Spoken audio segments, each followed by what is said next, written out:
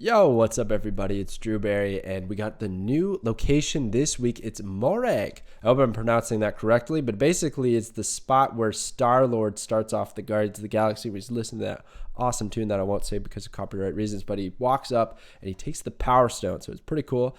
You can't play your first card here each turn. Interesting effect. It just means that you have to either play a lot of cards. If you have a lot of cheap things in your hand, right, then you can play cards there freely. Maybe your opponent won't be able to play things if they're playing a little too greedy on a ramp deck or something like that. There's no shot they're going to be able to play a card here. So it opens up a lot of interesting plays, but I got a couple cards here right above that I think are worth teching into your decks in certain scenarios. And then I have a deck here that I played some games with to some pretty good success, actually, and it's mostly Series 1 and 2. There's only the exception of one card, which is Captain Marvel, and right now my recommendation for swapping out that card is Ant-Man from Series 1, because you end up with this deck. It's a move deck, right? You end up with a lot of cards at your locations and filling them up pretty easily. But the cards that I want to talk about are Nightcrawler. So Nightcrawler can easily move over to Morag. It's a pretty good idea to move your cards over there because you don't get locked in behind that restriction. It just becomes an open location. Basically has no effect. But the king, the absolute king of this week and this location. Now, I don't know if he's going to be played in a lot of decks because overall he's not the best card. But Sandman, dude, Sandman is insane. He's OP for this location. So basically, Sandman will make it so that your opponent cannot play a card there even if they wanted to. So if you negatize Sandman, get him out early, you Jubilee early or anything like that, cheat him out from the deck, Psylocke, whatever, you name it. If you have a little bit more power than your opponent over at that location, then they are locked in. The only way they can beat you is something like Dr. Doom or White Tiger, because those can get power over there without having to shift things around. So it's pretty wild. So I just feel like he's going to be like the control card of the week to look out for this featured location that's going to last about 48 hours. I also have Heimdall here. Heimdall's actually a pretty decent option in normal decks that don't even have anything to do with move. And I actually think it'll work out this week because if Morag ends up on the left side of the board, right, it's going to be that much easier to get power over there if you have a turn 6 option of playing Heimdall. And if you're playing a deck that's not a move deck and you have Heimdall on your inside, your opponents are not going to see that coming. If they have like 10 power at Morag, they're probably thinking they won that location, then all of a sudden you move all that stuff from the mid over to the left.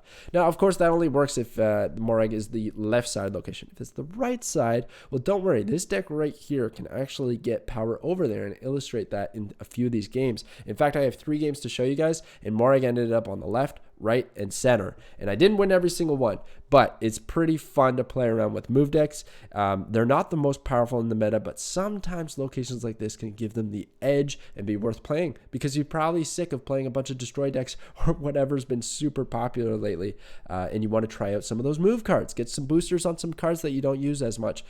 So I think this is actually a really good week for it. So anyways, I don't want to talk about these games. I want to show you these games because they were fire. So hope you enjoy, and I'll catch you guys next time. All right, let's get it. Let's see this new location, Morag. I'm excited. I'm always looking for that new animation or sound effect. Let's see it. Let's see if this is the first one. It is. It is the first one, and that is perfect for this move deck. The left is perfect. Not animated, no sound effect. But does it have a cue? Does it let you know that you can't play a card there? That will forgive the lack of moving parts here. All right. No, it just doesn't have the box. Dude. You hate to see it. All right, let's just forge over here, put the multiple man over there, and we're looking in good shape. Could even probably do the Vulture, but I think the Vulture later on turn 4 is actually our best play. Oh, baby. Oh, goodness me. I really wish I didn't have the forge there. Wow. Wow, wee wah. And in fact, moving everything to the right is a bit annoying. I will gamble, though, that we can hit the Hulkbuster on the right target. And I will still Iron Fist Buddy to the left. Especially if we go with the Hulkbuster next turn. In fact, maybe we'll hold. See, I don't have to worry about Morag. I don't have to worry about... Oh my gosh. Okay. That is okay. I think that's okay. Boom. 5 power multiple man. Let's go. Cloak coming out on time as well. Goodness me. Well, still feel like this is the play. Turn 5, we can Cloak and Kraven. And then just Heimdall. And that's just it. Oh, not Cloak and Kraven. Cloak and Vulture, probably? Maybe not even Cloak. Hulkbuster hitting? Our boy Multiple Man. Let's go. That was a little bit RNG-esque, but that's what you like to see. Could have Iron Fist the Multiple Man over, actually, but this will do. This will do. This is fine. Everything's fine. He is setting up Black Panther combo. Interesting that he couldn't actually do it at Morag because he's now got the 50-50 of hitting the Sunspot. It's not great for him. We can now punch our Vulture and Cloak the things back to the middle, and then Heimdall. And that just seems happy days. Now, the only thing about that is I'm going to punch the Vulture to the left, and then I'm going to Cloak him back. I got to watch out with Heimdall and my spacing because Heimdall is a 6 cost, and I can only play him next turn down the middle. That's the only available location. But I think it'll work out. Okay, let's punch that Vulture over. Get that bonus power, buddy. Man, no animation, nothing. Look it, he's taken a huge risk here. I know he's got a good setup, and he's going to play Arnim Zola. That's the play. You play Arnim Zola, you delete the Black Panther, it goes 2 places. He's got 2 shots at that working out for him, okay? 2 shots. Now, what's actually more power? Getting a multiple man over here, and then Heimdall? Probably not. It's definitely Vulture. And then Heimdall. That'll move these 3 guys over to the left. That'll be 13, 6. That'll be 19 power. Doesn't really matter, to be honest with you. Nothing really matters except for him hitting Arnim Zola on Sunspot instead of Black Panther. So let's see if our luck prevails. Heimdall. As planned. I don't know what I did with the math on the left. Doesn't matter. Arnim. Wong. And then what? Sunspot? Sunspot. Sunspot. Sunspot. Oh my god, the pressure. Oh! He hits the Black Panther. GG. I mean, that combo, you can't stop that combo unless you have Cosmo. So. Dang. Oh well. Oh well. That's how it goes. He technically was on a 50-50 there. It was Black Panther or Sunspot. It hit Sunspot. He loses that game big time. But he got the 50-50, and I didn't have Cosmo in the deck. So that's just how the cookie crumbles. You know, the problem a little bit with move decks is you don't really have a lot of counterplay, right? You're doing your own thing. You're moving your own things, and you hope that power output is enough. I thought it would be good with this location because I don't actually have to consider the location when I'm moving things around.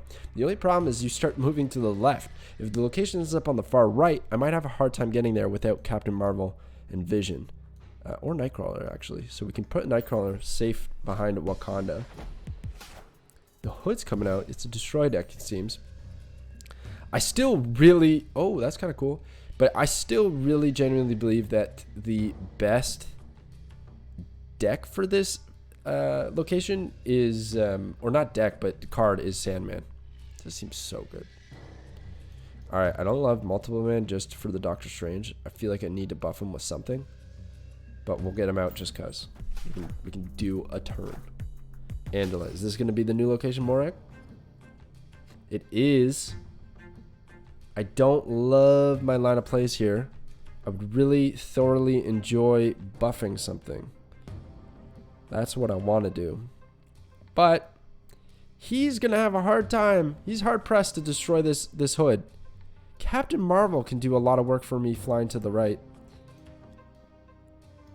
And actually, I need to Iron Fist, Cloak, get the location primed. So let's actually do it this way. We're going to do like that. Iron Fist is going to punch the Cloak to the left, but his on reveal will trigger for Morag. which actually might not be that good because I don't want to give him the opportunity to move over there. Interesting little locked up situation we have here. I think I'm just going to play Iron Fist just on his own right. Yeah, because now, look, he could have moved a lot of things over. He's still probably going to Carnage here because he was able to move. No, it's Mysterio. So again, further really locking himself in. This is fantastic for us. We can play Hulkbuster and buff up that multiple man.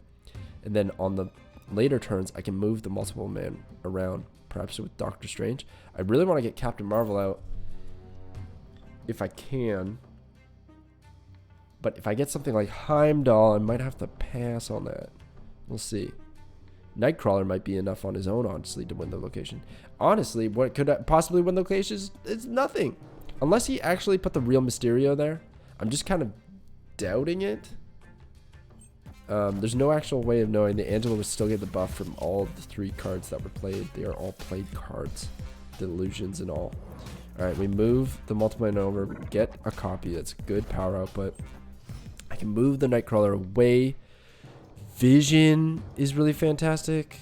But is he ever better? Oh my gosh, his laser is so good. Is he better than Captain Marvel?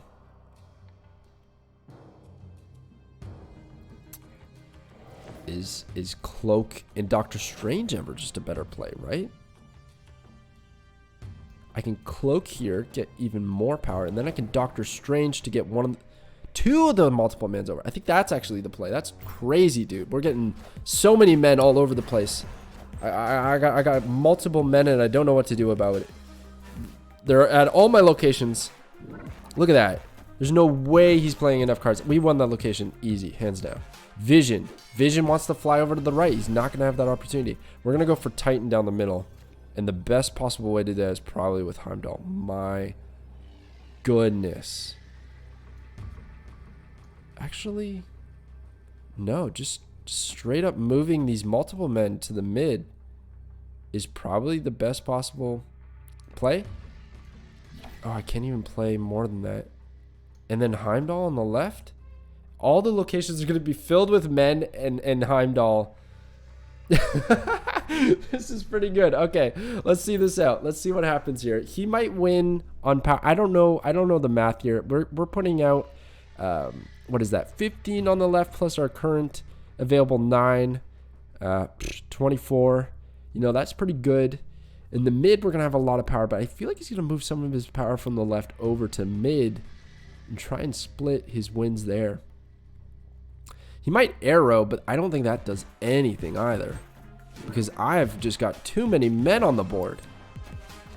I don't know how he wins this. We get the Cloak. That's unfortunate. It's the Cloak, and not. I didn't realize that. I miscalculated that. But Crossbones coming out is not going to be enough on the left. No shot are you beating us on the right with Morag.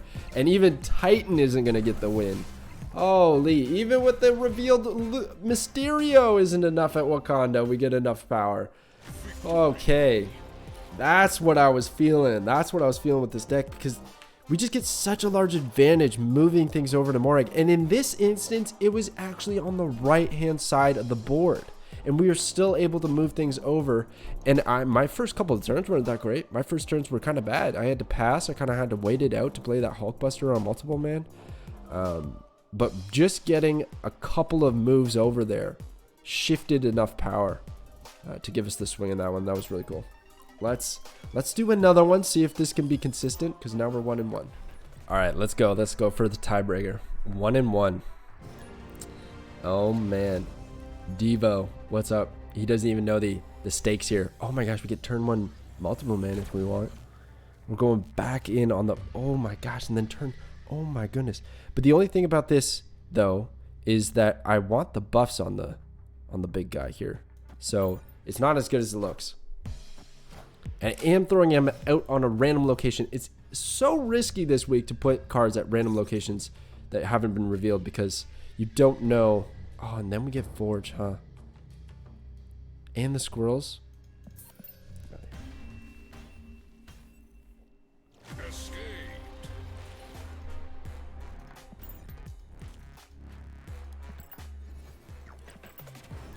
All right, time for the tiebreaker. Let's see what happens here. Iron Fist, Hulkbuster, Heimdall. The hub giving me a random card. All right. What? What are the odds of that? All right. Not gonna play Iron Fist just yet. I need to buff that multiple man first. We're gonna Iron Fist. Okay, I guess not. Rude.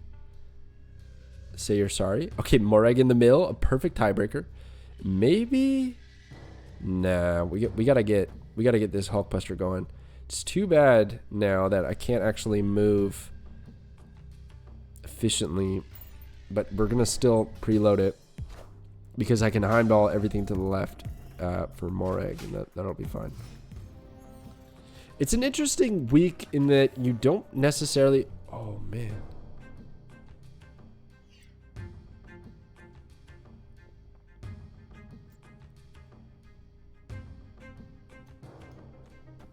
Oh, no. Maybe setting up the punch.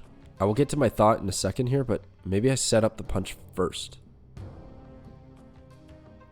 Is the punch better than the forge? Actually, I think the forge is better. Let's go with the forge. Okay, so what I was saying was the locations, if you have a combo and you play a card at an unrevealed location, you need to play a card next turn at that location to combo your cards. It's not a good idea this week because if it's Morag, then you're kind of screwed. You're not going to be able to play that card. You're going to have to wait a little bit. But on the flip side, if you want to get power out there early to just kind of start beating your opponent up, get priority, then it's a great idea. This is tricksy. What is my opponent doing? Slapping my hand is what he's doing. And he's putting power at Morag, but little does he know, we got the multiple man online once again. Once again, I get the Forge and the Hulkbuster. It's kind of consistent right now. Nope. We want to... I don't even know what I particularly want to do here. I mean, vision isn't a bad idea, honestly. I do need to find ways to win multiple locations. Opponent has snapped.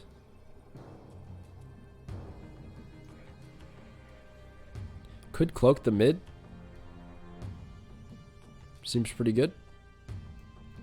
Do a little something like that. Even maybe invest in the Kraven on the right, on the left rather. Because that'll come in handy. Let's see what that does for us.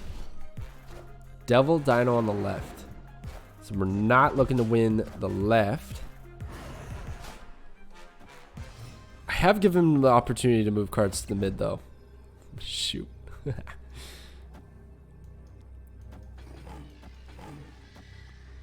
Let's do this. Crazy buffs, right?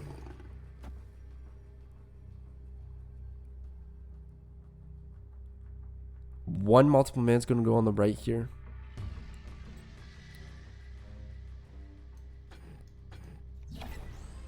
Oh, this is tricksy. I don't know if I'll be able to get enough cards. Maybe you at least go over here. One multiple man plus Vulture, then Iron Fist, just to get multiple cards and beat out the power there. And then maybe win here. Is this crazy? I don't know if this is crazy, but we're going to try it. Let's see what happens for the tiebreaker. I know Heimdall is a pretty good play, but he has to like think about moving that Devil Dino if he wants to try and win this. And he might do it. He just might do it. And that would probably win him the game because I'm totally abandoning the hub. And I'm going to have 4 cards on the right. But not a whole lot of power to save for it. He's not going to go for it. He's going to go for the Cosmo instead, which I don't think is actually going to do anything. In fact, I think that's not enough to win it. And those cards in the mid are not enough to win it either. I think we've done it. Multiple man, get back there. 4 cards, tying up Mojo World for the power differential. Vulture, Iron Fist. Yes, let's go. Okay, see, if I had tried a Heimdall, I might have had enough power in the end. I mean, we would have got another multiple man over there. It would have been like 16 power. Yeah, we probably would have won either way. He was investing heavily. See, that's a pretty fancy little idea is you play Sentinels to get cards to Morag, but it's just not a lot of power. You end up with trash Sentinels when you could have these buffed up, beefy multiple men. And I actually got that off the hub, so that was purely luck. Oh my gosh. Anyways, that's going to do it for me, guys. I hope you enjoy this location. It's an interesting one. I don't know how I feel about it. Don't love that it doesn't have an animation or a sound effect. I'm always looking for those, but overall, it's kind of interesting. It adds an extra layer. Both players can be pretty aware of it. Sandman is just such a winner, though. Oh my gosh, locking in Sandman, and if you have power at Morag, you just win the game, I think. So that's pretty wild utility there for Sandman. I might try a deck later in the week to build around this with a Sandman deck. But anyways, thank you so much for watching, guys, and I will catch you next time.